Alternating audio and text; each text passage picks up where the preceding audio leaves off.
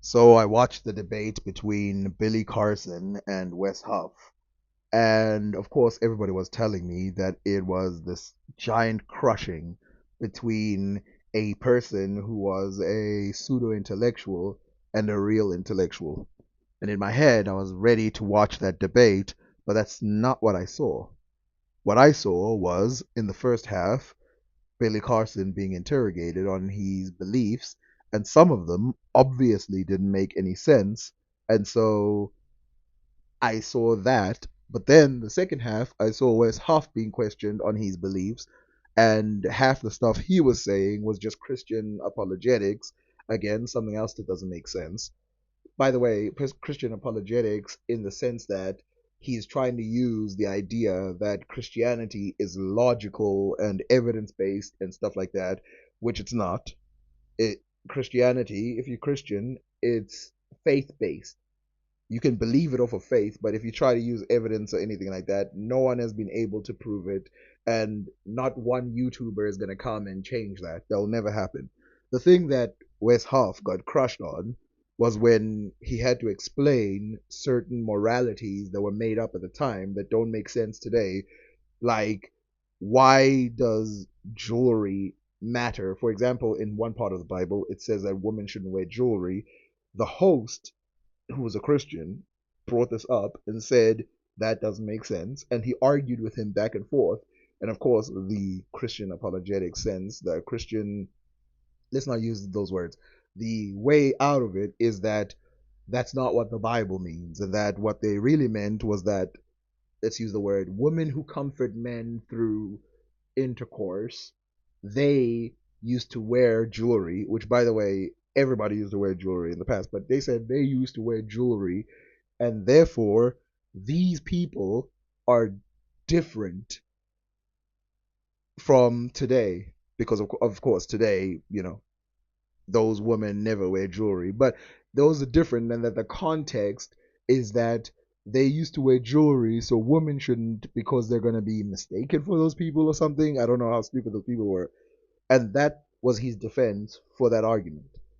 In my opinion, you're swapping one person's thing that doesn't make sense, that is historically weird, historically doesn't make sense, and you're trading it for another.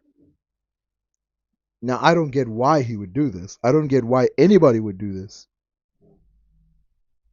Why would someone say that the best way to operate is to remove someone who's, let's say, because here's where I put him. I put him in the same category as the people who say that, where I put Billy Carson is in the same category as the people who say that the pyramids were powerhouses with electricity and stuff like that. I don't see why those people aren't going through the same thing that he's going through right now. I don't see why this guy isn't going through the same thing where they say, no, you're just saying things that don't make sense. You're trying to use history as proof for your religion, but it doesn't work. And I don't see why ancient aliens is probably, that one's been debunked, but it's still out there. Why is this guy suffering the most out of all of these people? I don't get it. Now, to talk generally about religion and stuff like that, I want to state that religiously, let me first play a video.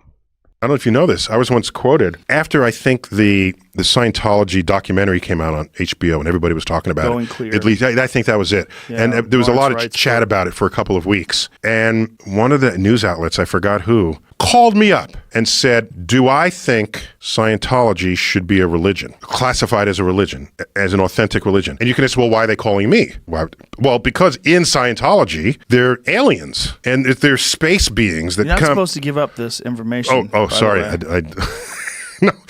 So that's how I got brought into this conversation. Because of the sectors of Scientology that involve space beings. Okay? So my answer was, we live in a country that protects the free expression of faith-based systems, provided they don't subtract from the rights of others. And so, you know what the headline was? Tyson defends Scientology. Of course. That's how you get clicks. In the same way that he defends Scientology, quote unquote. I defend this guy's belief, and I don't understand why it's being isolated above all the others. Of course, Scientology is a little different than this guy. I don't think this guy is harmful at all compared to stuff like that. But I think obviously if we're going against people who are pseudo intellectuals or people who are pushing ideas that aren't true or anything like that, I think there's bigger targets that we can start with, ones that have greater respect and have been around for decades. I'm also curious about his fan base. Did they actually believe that the information that they were being provided was historically accurate? And it makes me very curious about this guy's fan base, Wes Huff. Do they believe everything he's saying is historically accurate? Do they believe the, I'm just going to use the word propaganda that he's saying about his religion? Obviously, religion is about interpretation. Anybody who's ever been in any religion knows that. In fact, Christians should know that more than anybody else because they have so many denominations of Christianity. They have so many versions of it. If what this guy is doing is getting him basically removed, and I'm not saying they're doing it by law or anything like that. What people are doing is basically they had these podcasts run one by one about how he got destroyed in a debate. I didn't see no destruction. I didn't see anything happen except one guy was talking about his beliefs and couldn't defend them, and then another guy was talking about his beliefs and couldn't defend them, and then they both tried to make historical ties to things that are speculated. Here's another thing that you always hear. You always hear people say, this book in the Bible comes from this part, and because it came from this part. Another thing that pissed me off. This idea that if something comes first, therefore it's more real than another. In religion, that's not how it works. Just because Judaism came before Christianity, Christians don't accept Judaism to be more real than Christianity just because it came first. People who believe in Islam don't believe that Christianity is more real because it came first. Mormons don't believe that Islam or Christianity is more real because it came first. In fact, if you're religious, you could believe that a religion that was made up yesterday is more real than anything else. And so they had this thing where it's like, okay, these tablets were only discovered or made up in the 1900s. Therefore, they're not, they don't reflect any spiritual reality. Well, why wouldn't they? Why wouldn't they just because they made up now? I mean, he didn't claim that they were biblical. In the Bible, maybe because the Bible has some clause about not adding to the Bible, but he didn't claim that it was biblical. In fact, he was talking against the Bible, saying the Bible is full of contradictions. Another point that Wes Huff didn't attack. In fact, I think he said he could defend those contradictions, which he can't. The Bible is full of contradictions. The best way to defend that, by the way, if you're a religious person, is to say God can make contradictions happen in the same way that if you watch quantum physics or whatever, things that are above this universe can do things that this universe that you can't see or construct in this universe, and that guy is bigger than the universe. That's the best answer. And then, of course, they went into the morality of the Bible, which I don't get because how can you argue with the morality of the Bible? You can't argue with the morality of the Bible because it doesn't make any sense. In order to argue with the morality of the Bible, you have to have another morality. And if you're going to come from a reason point of view, there is no reason. There's no way you can reason morality. Morality is opinion based. Believe that or not, that's the facts. If you've ever watched anybody talk about philosophy, at some point it comes back to morality is based off of our evolutionarily blah blah blah blah blah, and there's no objective morality, and therefore there is no debate that can be had. Either you're a Christian and you believe in Christian morality, or you don't. Simple as. Or you're a Muslim and you believe in Islamic morality, or you're a Hindu and you believe in Hindu morality, and you just push that. Now, obviously, within the biblical framework or within those, you can, but these guys didn't even agree on the religion. They weren't coming from the same religion, so how can they even argue? It doesn't make any sense. I was gonna go point by point in everything they said, but there actually was nothing there. It wasn't substantive. There wasn't anything new. There's nothing I learned from watching it. It was the same old, same old. Dude comes in, uses Egypt, Sumeria, and other ancient civilizations to justify what he's saying, and then other dude comes and uses religion to justify his worldview. It's a boring old argument, and I don't know why this one got traction. Although it is YouTube and it's very random. So it's only fair that I play at least one video of Wes Huff to show what he's really like. Let's see his opinion on Jesus as a real person. Now I'm going to start by stating my opinion. You could be religious or you could not be religious, it doesn't matter. But there is no evidence that Jesus was a real person. There is no proof that he was a real person. There is some evidence that he could have been a real person. There's some evidence that he could have been completely made up and taken piece by piece from other religions. And there's even some evidence that he was maybe a combination of other people at the time. This is a story for another day.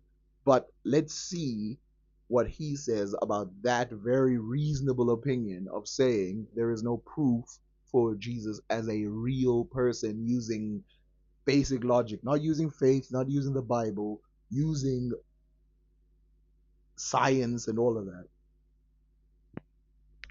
Jesus as a historical figure is controversial. There's people that say yes, there's historical documents that show he existed, and then there's a bunch of documentaries that you can watch that like, boy, the evidence is kind of sketchy. Gospels that are written about Jesus were written after, right? Not during. And how long after his death? Well, I think the first one was like 100 years. Gospels were not written by anyone who had seen Jesus in that way, even though they were the versions like of when you have Matthew, Mark, Luke, and John. These are the versions that they were told. So I don't know, maybe 100 years? So let me explain what she means by what she's saying here. She's not the main focus of it, he is. But before he goes into his thing, let me first explain.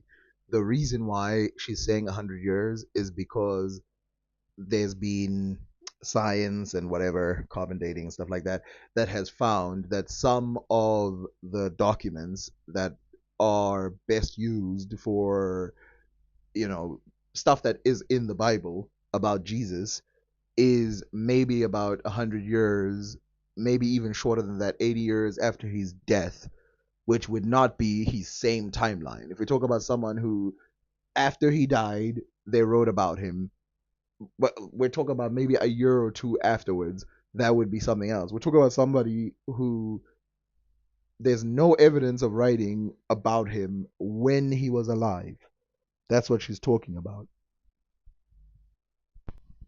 Which, by the way, is not even the biggest evidence for why he didn't exist. There are a lot of people who we don't have any writing about. I mean, we have skeletons of cavemen who nobody wrote about them, but we know exactly that there was a person at that place. Now he's going to elevate writings for some reason to the height. I mean, writings can be lies. We all know that. But that's not the best evidence. There's evidence where you see the person right there, his skeleton right there. You can see, okay, that's a girl, that's a guy, all of that. But for some reason, he's going to take writing to its highest height for some reason. I don't know why. Historical data concerning Jesus of Nazareth is certain. The evidence is not sketchy. The historian, theologian, and Nobel Prize winner Albert Schweitzer stated that it must be admitted that there are few characters of antiquity about whom we possess so much historical information. Even radical skeptics. Now, I hate to do this, but he's just done it. A Nobel Prize winner, someone who's smart, agrees with this opinion, therefore it's correct. And he says that in antiquity, there's nobody who's been so well documented and blah, blah, blah. Okay, whatever. Maybe there's someone who's well documented. I mean, I can think of a few people who've been well documented in history, pharaohs and the like, who have literal documents about all kinds of things. And then but here's the most important part. We have their skeleton. We genetically tested them. We know who their father and mother were. We know that some of the stuff makes sense because of some of the diseases they have. We know that they were wrapped in bandages. We know all of that stuff. Some of these guys, pharaohs, you could even call them religious figures. So Jesus wouldn't even be the most detailed religious figure we have. Like Bart Ehrman, in his book, Did Jesus Exist?, states that the claim that Jesus was simply made up falters on every historical ground. Joe might be The idea that Jesus was made up does not fall on everything. I mean, clearly the Judeo religion borrowed from other religions before, and it wouldn't be impossible for the next version of that to do the exact same thing when it comes to borrowing. I think the reason why he's taking this conclusive case, he said that there's no debate on it, it's conclusive that Jesus must have existed. That's what I'm saying. You're swapping one guy who is stating things that are incorrect for another guy. convinced by online documentaries. But anyone actively working and teaching in the fields of historiography, antiquity studies, classics, biblical studies, textual criticism, or any other related field. This is another incorrect statement. He says that it's merely documentaries that claim that Jesus was not a person and he couldn't have been based on another religion. It's not based on, historiography, which is the study of history. And I thought those were historians, but the thing is they are, and I'm gonna literally play one for you right now. This is Kara Cooney. She's an Egyptologist and archaeologist, and she believes that there is a easy direction from Osiris to Jesus.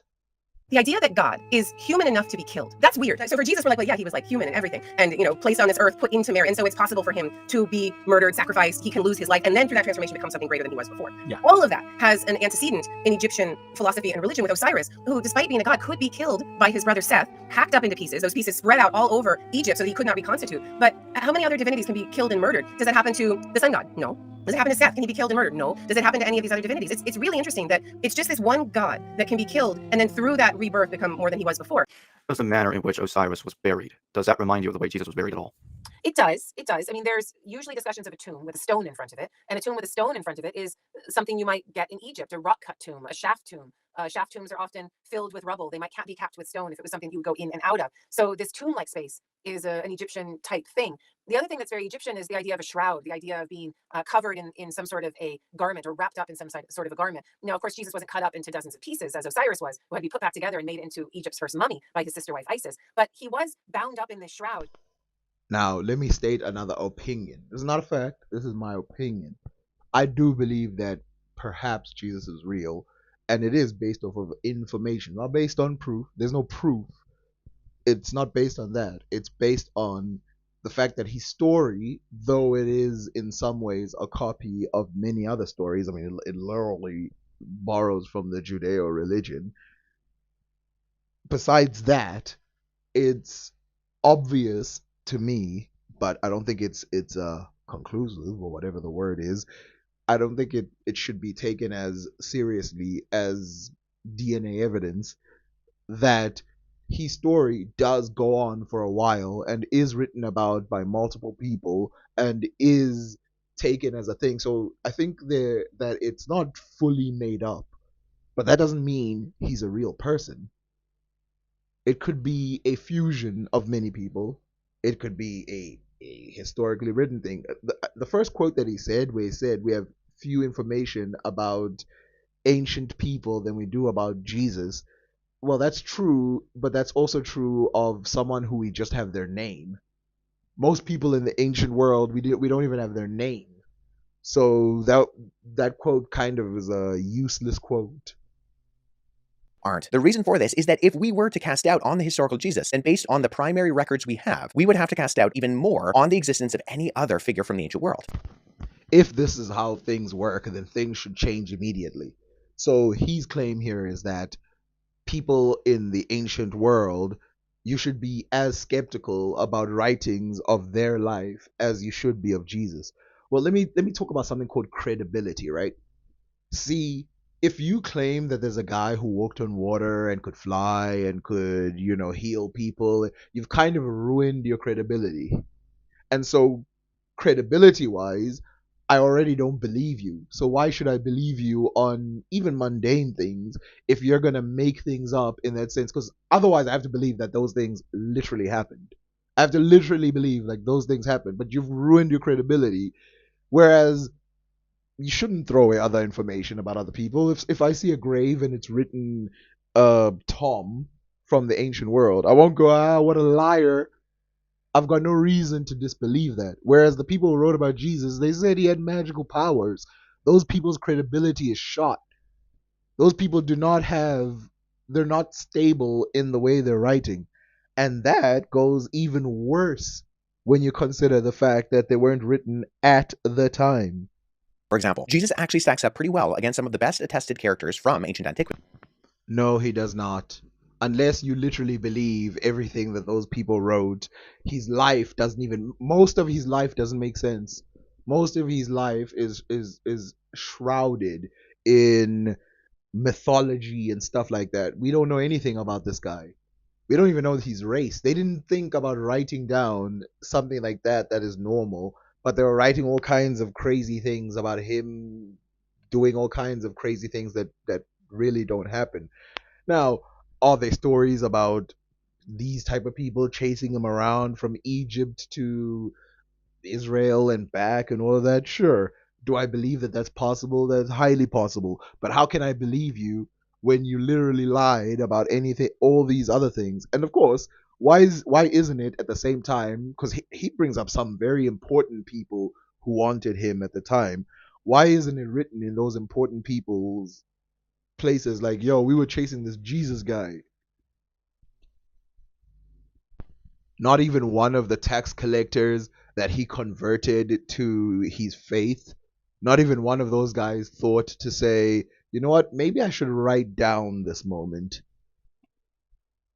The most powerful individual during the life of Jesus was the Emperor Tiberius. We know about the details of his life from 4 biographers. Jesus, likewise, has 4 biographers. All of the sources for Tiberius came 80. I actually don't know how to attack what he's saying right now without revealing something. Okay, I'll reveal it. Okay, so the Kingdom of Congo, there's a book called a report from the Kingdom of Congo. In this book, there is a thing that is reported which during the first battle between Christian and non-Christian, there was a battle between a Congolese from the main province and his brother, and they fought with each other. The way that that battle is written about in this biography, or whatever you want to call it, this writing about the Kingdom of Congo from a Portuguese person, is that angels appeared and defeated the brother of the king of Congo, who happened to have 100,000 men coming to face the Christians' 10,000. Now, I want to know if you believe that. He's a biographer. There's a bunch of biographers who wrote about the kingdom of Congo, way more than Jesus. Do you believe that that's real? Do you believe any of that is real? Because the guys, a bunch of people wrote about it. It's not about the number of people who write about it. That guy's credibility is also shot. That's why you have to look at other people. You can't look at one, you can't look at two, you can't even look at three if their credibility sucks. or more years after the events they narrate. Even with the most skeptical dating, we're still only waiting for the first gospel biography of Jesus to be written, coming in at around 30 years after his death. And there's good historical evidence to... I don't know what this point is, because we have whole texts of gods from around the world which are written about by multiple people and all this other stuff. I don't actually know what this point is. push that even back to 20 years. And while Mark and Luke were not eyewitnesses to Jesus, Matthew and John were part of his inner circle. Luke states right off the bat that he himself was not an eyewitness, but that he had painstakingly sought out, interviewed, and recorded the tellings of those who were. Every piece of ancient testimony about the gospel authors testifying to a direct connection with the earliest Jesus community. Matthew and John were disciples. Luke interviews eyewitnesses and provides his receipts. And all of the earliest testimony about the identity of who Mark is from the ancient world states that he was a traveling companion of Peter the disciple and wrote... Okay, so I get it. A bunch of writers who lived close to each other were inspired by the same exact story and wrote those stories, by the way, slightly different from one another. They're not, all those stories don't line up with each other, which is good information to know if you want to know how accurate it is.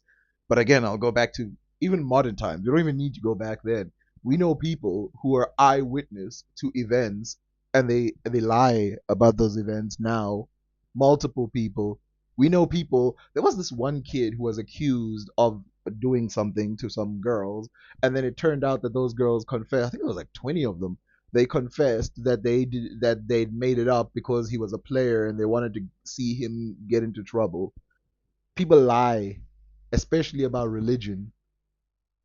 Down what Peter had told him about his time when he was with Jesus. If we compare this to other figures from antiquity, we see why this is so important. Alexander the Great, for example, also had 4 biographies written about his life. The earliest and most Is the best evidence for Alexander the Great just the biographies?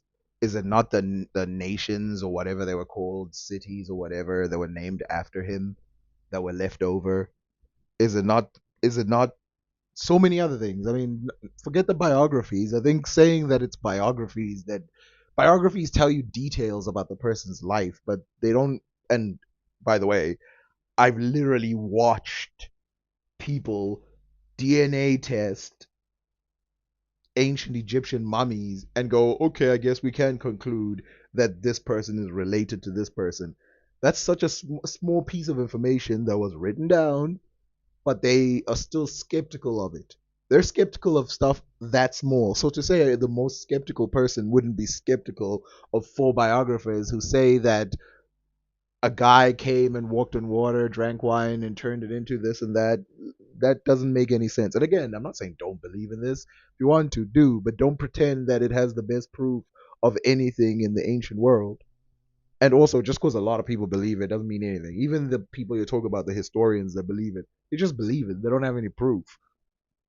reliable one of these comes in at just around 450 years after Alexander lived. And this is the norm for ancient biographical material. The ancient world was not a literate one. It was an oral society who memorized and passed down teachings and histories. Socrates It's true that everyone in the ancient world was not literate, but the idea that stories were just being passed down, no, no. In fact, the stories in the Bible weren't just being passed down. We know we know that there was writing from the ancient world. We know that there was transfer from ancient Egyptians. I mean, we know that the ancient Egyptians wrote about their gods since forever, and that they slightly changed from the beginning to the end in belief.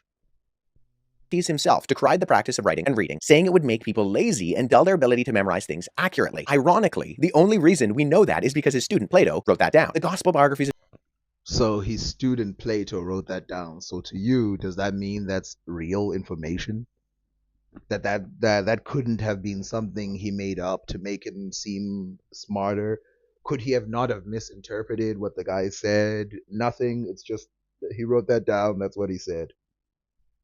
of Jesus are some of the earliest and most reliable testimony of any ancient figure. Comparisons with others like Tiberius and Alexander the Great provide perspectives on how we as historians weigh the data. Specifically, the amount of text we have about Jesus is good relative to the best known figures from antiquity. So already he has shifted the language. Let's first read this and then I'll tell you what he just said. When we have once made up our minds that we have not the materials for a complete life of Jesus, but only for a picture of his public ministry, it must be admitted that there are few characters of antiquity about whom we possess so much indubitably historical information, of whom we have so many authentic discourses. Okay, so this statement doesn't even mean what he was saying in the beginning, but compare that to what he shifts, which he says his quote was that compared to even the greatest people we have writings about in history, Jesus stacks up. That's not what this is saying. This is not what this is saying. Jesus obviously doesn't come close to some of the interactions between ancient Egyptians and some of the people that they went to war against, where we have both sides written of the war in ancient times, in ancient Egypt, of pharaohs that we know lived and died, where we have their bodies, we have the genetics of their sons, their fathers, and all this other stuff. We even know what they probably would have looked like based on race and where they are and all this other information to claim that the guy that is written about, that again is coming from information of people who believe that he had magical powers, and again, not to insult, I'm just saying that that is more real evidence, or it stacks up to those people. It doesn't make sense to me. It's just confusing information. It seems like they just like it, and I'll be honest, I don't think that if they weren't raised in the West that they would believe that. I don't think they would give as much leeway, I guess the word is, to this if they were from Japan or something and they were investigating this. There's no way in hell, without the influence of Westerners, that people from Japan would, let's say there was no West anymore, and some people from Japan, some historians, without the influence of the West, came to Asia, really, and then picked up the information about Jesus. I don't think they'd read it and go, "Oh, this guy obviously existed." Is like more he existed more than any other historical figure. I don't think that would happen. I think there's obviously a bias here because a lot of people believe in him already, and why not say that he existed?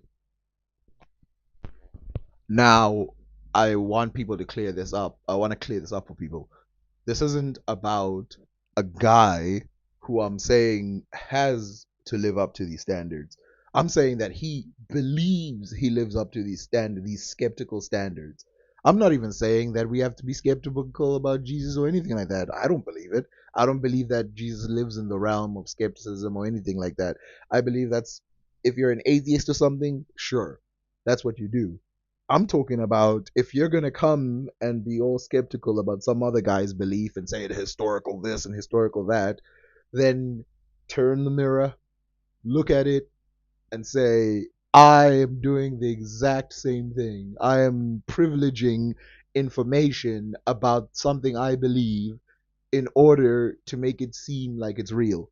And let me ask you a question. If you think that this guy is a healthy skeptic, do you believe that he, as a healthy skeptic, is sitting there saying, okay, Jesus was real as a human being, but every single thing that is about magic or miracle or anything else, as a real skeptic, all of that cannot be true? Is that what he's saying? Like all of those other things, they cannot be true because if you're a healthy skeptic, you're not going to believe in any of that stuff. In conclusion,